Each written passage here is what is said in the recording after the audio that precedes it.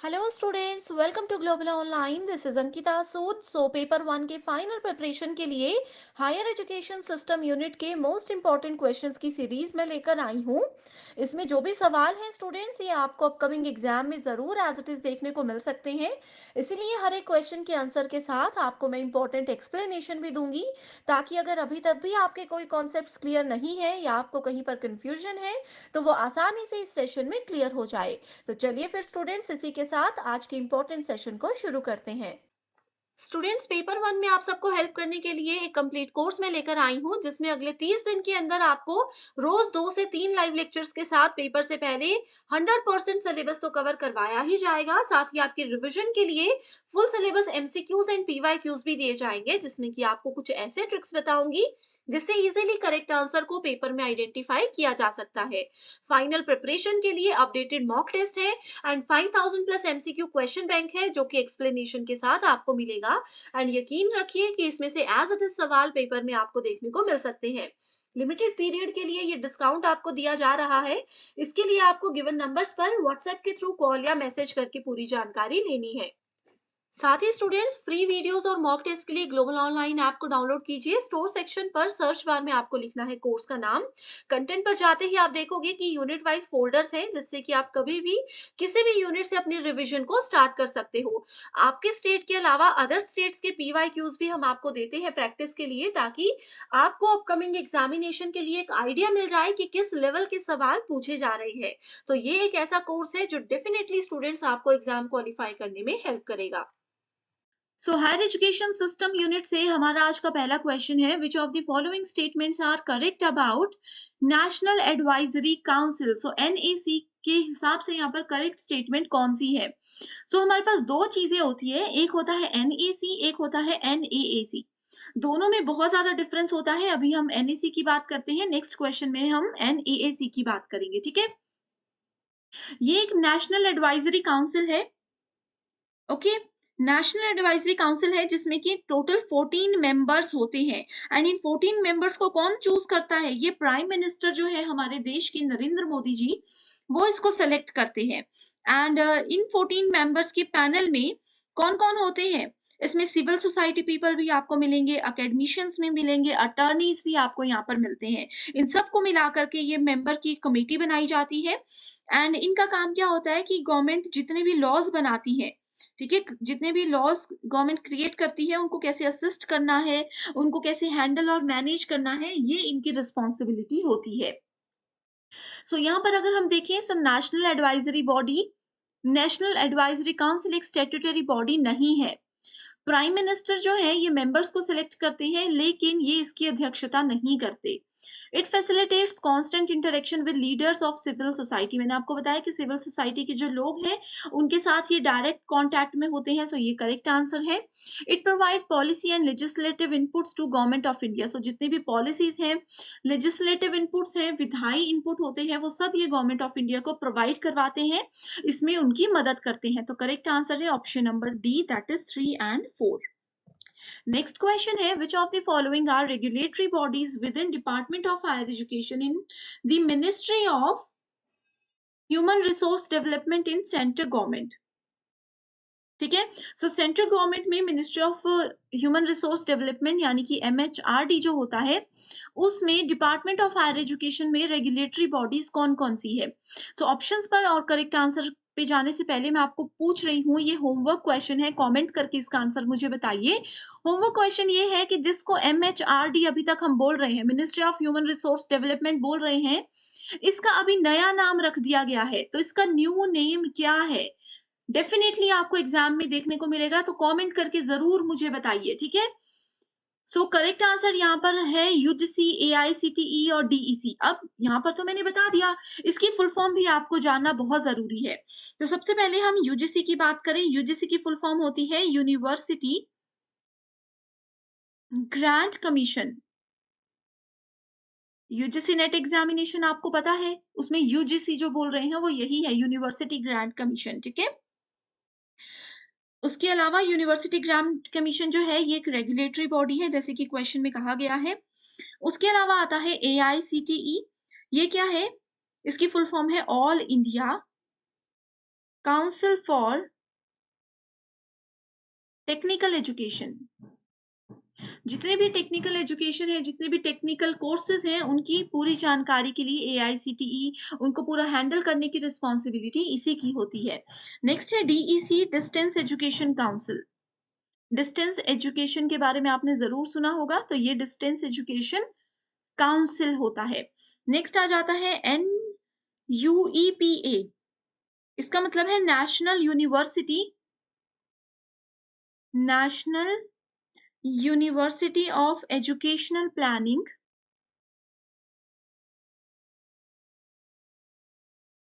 And administration. Okay. ICSSR ये होता है Indian council of social science research. अब देखो ये सारी फुल फॉर्म्स मैंने आपको बता दी, अपकमिंग एग्जाम में फुल फॉर्म्स भी पूछी जाती हैं, आपको पता होगा, है ना? तो इस तरीके से आप इसको नोट कर लीजिए। नेक्स्ट क्वेश्चन है सार्थक इज व्हाट? सो सार्थक एक डिजिटल इनिशिएटिव है। इसमें पूछा गया है कि सार्थक क्या होता है। सार्थक is implementation plan for NEP 2020। जो नेशनल एजुकेशन पॉलिसी है उसको इम्प्लीमेंट करने के लिए जो प्लान बनाया गया है उसको सार्थक के नाम से जाना जाता है।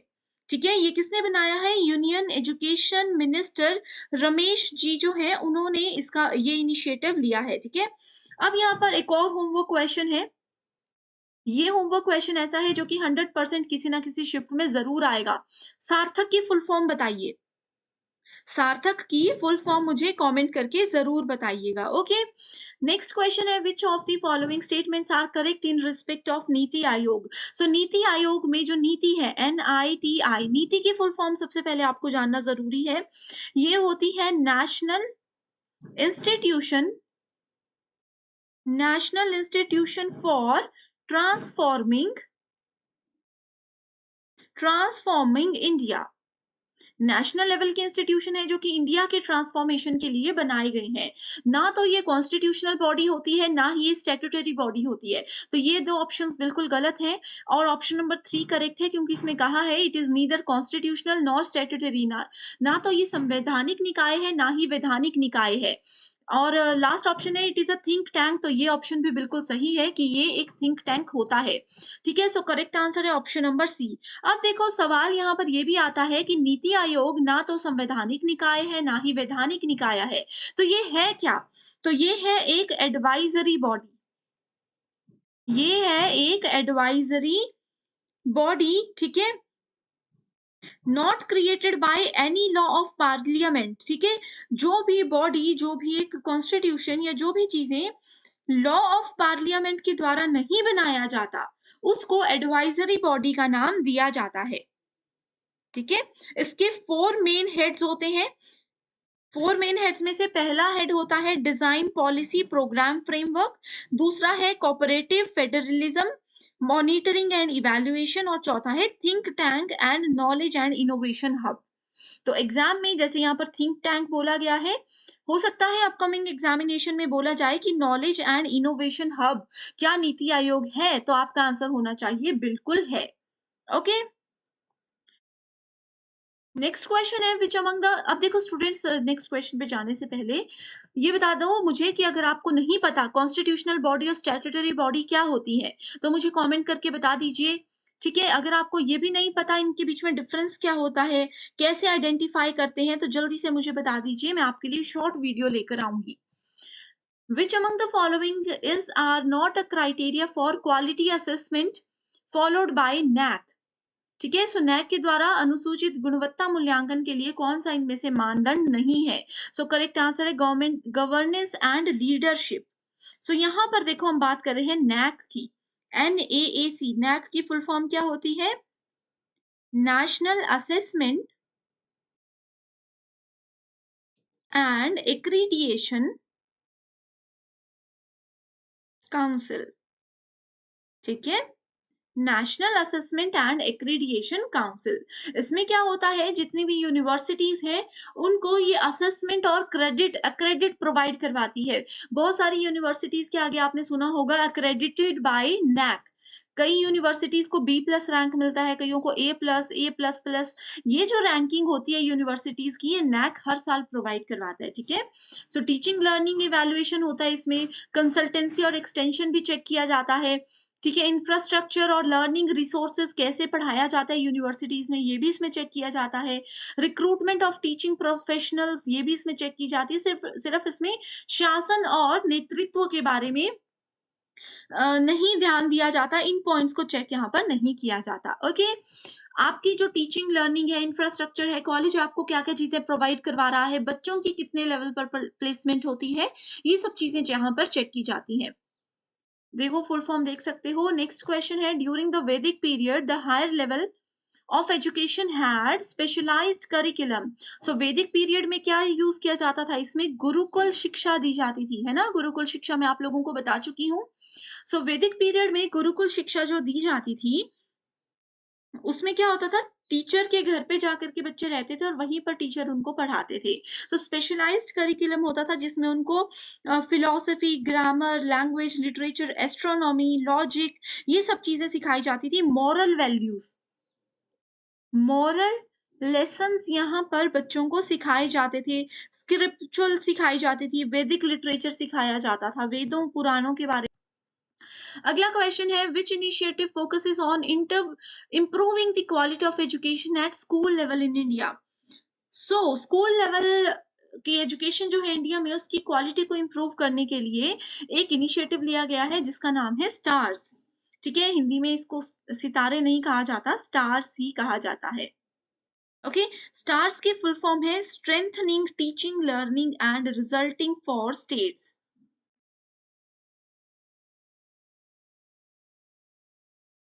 यहाँ पर आप देख सकते हो इसकी full form, strengthening teaching learning and the results for state program, ठीक है। ये प्रोजेक्ट है जिसको कि 2020 अक्टूबर 2020 में अप्रूव कर दिया गया था, and to be implemented as centrally sponsored scheme. तो एग्जाम में ये पूछा जा सकता है कि क्या ये एक सेंट्रली स्पॉन्सर्ड स्कीम है या फिर नहीं है, तो बिल्कुल ये एक ऐसी ही स्कीम है। इसको 6 इंडियन स्टेट्स में यूज किया जा रहा है, जिसमें हिमाचल प्रदेश, केरला, मध्य प्रदेश, महाराष्ट्र, उड़ीसा, राजस्थान और अ, राजस्थान में है, और समग्र शिक्षा अभियान जो है उसके अंदर इसको कंसिडर किया गया है। अगला क्वेश्चन है, some important recommendations of Kothari commission were. So Kothari commission ने कुछ महत्वपूर्ण सिफारिशें दी थी, जिसमें क्या क्या चीजें आती हैं, establishment of clusters of advancement centres in major universities. जो मेजर यूनिवर्सिटीज हैं उसमें कोर्सेज को और बढ़ावा देना, उसमें और सेंटर्स को और पॉइंट्स को इंक्लूड करना इसके अंदर आता था। नेक्स्ट इसमें बोला गया है एस्टैब्लिशमेंट ऑफ 6 मेजर यूनिवर्सिटीज, यानी कि 6 और बड़ी यूनिवर्सिटीज बनाई जाए, ये भी कोठारी कमीशन में कहा गया था। Improving quality and content of lecturing, यानी कि व्याख्यान की गुणवत्ता और सामग्री में सुधार लाना भी इसमें कहा गया था।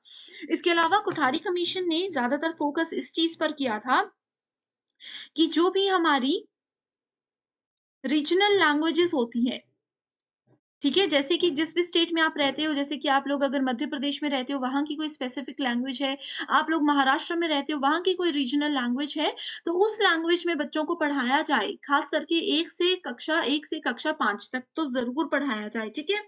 संस्कृत पे बच्चों को कंपलसरी होनी चाहिए, क्योंकि संस्कृत हमारी एक देश की बहुत इंपॉर्टेंट भाषा है, जिसके बारे में बच्चों को आगे आने वाले समय में ज्ञान नहीं होगा, अभी भी नहीं है। बहुत सारे आप भी जो वीडियोस देख रहे हैं, आपको भी संस्कृत का नॉलेज नहीं होगा। तो कोठारी कमीशन में यही बोला है कि अपनी रीजनल लैंग्वेज संस्कृत और इंटरनेशनल लैंग्वेजेस जैसे कि इंग्लिश हो गई, मेजर फोकस उन लैंग्वेजेस पे रहना चाहिए। विमेन एजुकेशन पर यहाँ पर ध्यान देने को कहा गया था। Okay, the country which has the highest number of higher education institution is, so India में सबसे ज्यादा हायर एजुकेशनल इंस्टीट्यूशन है 2021 जुलाई में एक एनालिसिस हुआ था जिसमें इंडिया में 5288 यूनिवर्सिटीज हैं, हायर एजुकेशनल इंस्टीट्यूशंस हैं। तो बाकी की डिटेल्स जैसे आपके डेटा के लिए हैं, आप लोगों को बस ये याद रखना है कि इंडिया ही सबसे ज्यादा number of higher educational institutions होते हैं यहाँ पर, ठीक है। नेक्स्ट क्वेश्चन है, which of the following entries of Indian constitution deal with the coordination and determination of standards in institutions of higher education or research or scientific and technical institutions. So इसमें है entry number 66. So coordination और determination जो भी है institutions के standard की, ठीक है, उनके education की, research की, scientific और technical institutions की, वो सारी entry number 66 के अंदर ही आता है Indian constitution के अंदर, okay? सो हायर एजुकेशन जितने भी 63 से लेकर 66 तक है ना, ये सारे ही वैसे इंडियन कॉन्स्टिट्यूशन में हैं जो कि हायर एजुकेशन के सिस्टम को डील करते हैं, लेकिन सबकी अलग अलग रिस्पॉन्सिबिलिटी, सबके अंदर अलग अलग चीजें कही गई हैं। अगला क्वेश्चन है, there shall be equality of opportunity for all citizen in matters related to employment or appointment to any office under the state is assured by. So it is assured by article number 16. So article number 14 to 18 Indian constitution contain provision for right to equality. Right to equality article number 14 से 18 के बीच में आता है। The right to equality forms part of the basic structure of Indian constitution which cannot be amended. It is one of the 6 fundamental rights which is provided to citizen of India by the constitution. So 6 fundamental rights में से एक बहुत important right ये भी है, right to equality, की सबको एक बराबर का अधिकार मिलना चाहिए, चाहे वो एजुकेशन से रिलेटेड है, चाहे किसी भी चीज से रिलेटेड है। अगला क्वेश्चन है, which of the following are the objectives of Rashtriya Uchchatar शिक्षा अभियान, यानी कि रूसा के ऑब्जेक्टिव्स क्या क्या है। सो करेक्ट आंसर है to improve the overall quality of state institution, किसी भी राज्य संस्थान की ओवरऑल जो गुणवत्ता है उसको बढ़ाना, adequate availability of quality faculty, एक अच्छे पर्याप्त और सुनिश्चित जो शिक्षक है वो वहां पर होने चाहिए, और तीसरा है to create new institutions through upgradation of existing autonomous colleges. जो अभी तक के कॉलेजेस हैं, ऑटोनॉमस कॉलेजेस हैं, स्वायत्त कॉलेजेस जो है, उनको अपग्रेड करके नए इंस्टीट्यूशंस को यहाँ पर बनाना इसमें कहा गया है। Which of the following statements are correct about central universities? So central universities क्या होती हैं? They are established under Act of Parliament. आप लोगों को central universities, private universities, state universities and deemed universities के बारे में जरूर पढ़कर जाना है, ठीक है। तो ये एक्ट ऑफ पार्लियामेंट के अंदर एस्टेब्लिश की जाती हैं। The President of India acts as visitor of the university. तो ये सिर्फ इसमें विजिटर की तरह काम कर सकते हैं। The President has the power to nominate some members to the executive. So central universities की जो टीम होती है, मैनेजमेंट टीम होती है, उसकी जो मेंबर्स है उनको नॉमिनेट करने की पावर प्रेसिडेंट में होती है। तो ये है ABC correct answer. The main role of UGC in higher education is to provide funds to universities. ठीक है, और भी बहुत सारे रूल्स होते हैं यूनिवर्सिटी ग्रांट कमीशन के, जैसे कि काफी चीजें यहाँ पर ग्रांट करवाई जाती हैं, लेकिन मेजर जो है, मेन रोल जो है इन 4 ऑप्शंस में से ऑप्शन नंबर 4 करेक्ट है, to provide funds to universities. अगला क्वेश्चन है, which of the following ancient Indian universities The culture and civilization of Tibet was built mainly through the writing of the scholars. So correct answer है Vikramshila university. अब देखो students, कुछ ancient Indian universities हैं जैसे कि विक्रमशिला, नालंदा, जगादला, मिथिला, इनसे sure question आप लोगों को एग्जाम में आएगा।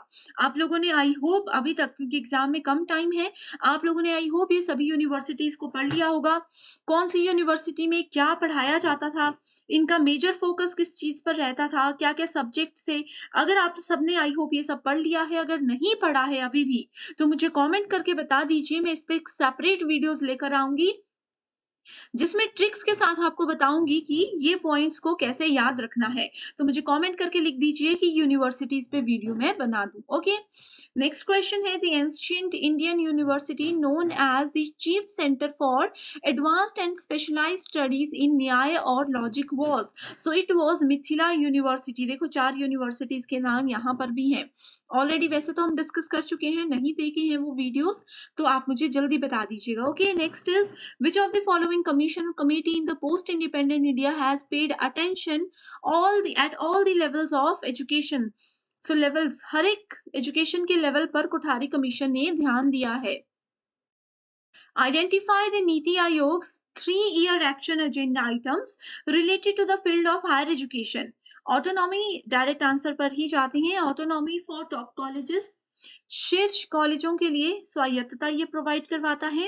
Reform of the regularity system, regulatory system, and establishing 3 system of project and scholar specific research grants. Okay, next question है assertion reason based, the purpose of higher education is to promote critical and creative thinking abilities among students. So higher education का यही मतलब है कि बच्चों में critical thinking, रचनात्मक सोच और आलोचनात्मक सोच को बढ़ावा दिया जाए। इसका कारण ये है कि these abilities ensure job placement, कि इन्हीं एबिलिटीज की वजह से डेफिनेटली बच्चे को जॉब मिल सकती है। सो करेक्ट आंसर क्या है कि both the statements are true but R is not the correct explanation of it.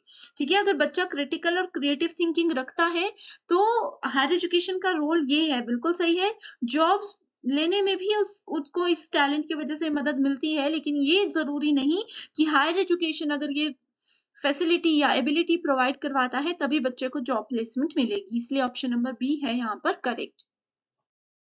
Which of the following statements are correct about National Assessment and Accreditation Council? मतलब NAAC की बात की गई है। Okay, देखो नैक के बारे में पहले भी क्वेश्चन था, अभी भी क्वेश्चन है। तो स्टेटमेंट्स नैक हो गया, यूजीसी हो गया, एआईसीटीई, रूसा, इनके बारे में सब कुछ पढ़कर जाइए। ठीक है, नैक एक ऑटोनॉमस इंस्टीट्यूशन है, स्वायत्त संस्था है। It is tasked with responsibility of assessing and accrediting institution of higher education। ठीक है, तो ये इसके नाम से पता चल रहा है, असेसमेंट और क्रेडिट प्रोवाइड करवाना इनकी रिस्पॉन्सिबिलिटी है। अब यहाँ पर इनके पूछा है कि इसका ऑफिस जो है वो दिल्ली में है and it has regional offices, यानी कि रीजनल छोटे छोटे जगह, छोटे छोटे क्षेत्रों में भी इनके ऑफिस हैं। ये दोनों स्टेटमेंट्स बिल्कुल गलत हैं। अब मुझे बताइए कि नैक जो है, ये जो काउंसिल है, इनका हेड ऑफिस कहाँ है? कमेंट करके बताइएगा, एग्जाम में जरूर आएगा। Which of the following has been the basis for introduction of yoga in teacher training courses? So teacher training courses के अंदर योगा को इंट्रोड्यूस किया गया किसके अंदर? नेशनल पॉलिसी ऑन एजुकेशन 1986 के अंदर। अभी जो आप लोग पढ़ रहे हो ना NEP 2020, जिसके बारे में हम बात कर रहे हैं, नेशनल एजुकेशन पॉलिसी 2020, ये क्या है? पहले यही पॉलिसी होती थी, नेशनल पॉलिसी ऑन एजुकेशन इसका नाम था। 2020 में इसका नाम थोड़ा सा चेंज कर दिया गया और इसमें नई चीजों को ऐड किया गया। इस पे भी एक सेपरेट वीडियो लाई हूँ, 100% श्योर क्वेश्चन यहाँ से आता है।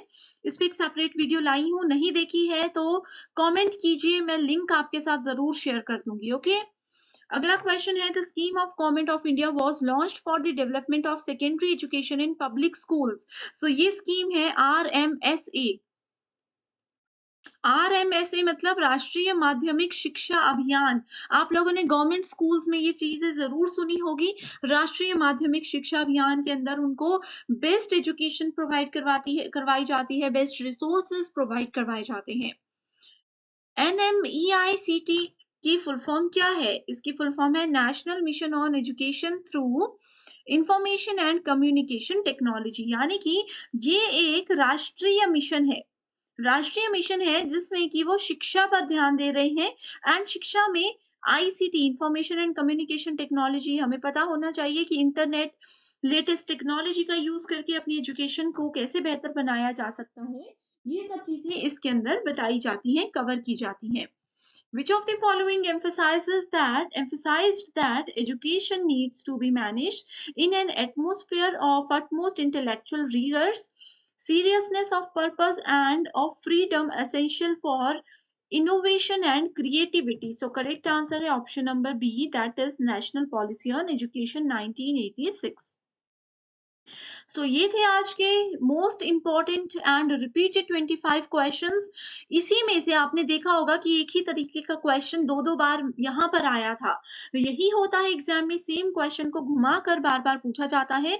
तो आई होप स्टूडेंट्स ये सेशन आपके लिए आपको जरूर पसंद आया है, हेल्पफुल तो ये आपके लिए है ही। इसके अलावा किसी पर्टिकुलर यूनिट या किसी पर्टिकुलर टॉपिक पर सेपरेट वीडियो चाहते हो तो मुझे कॉमेंट करके जरूर बता दीजिए। So thank you so much for watching the session and I wish you all the very best.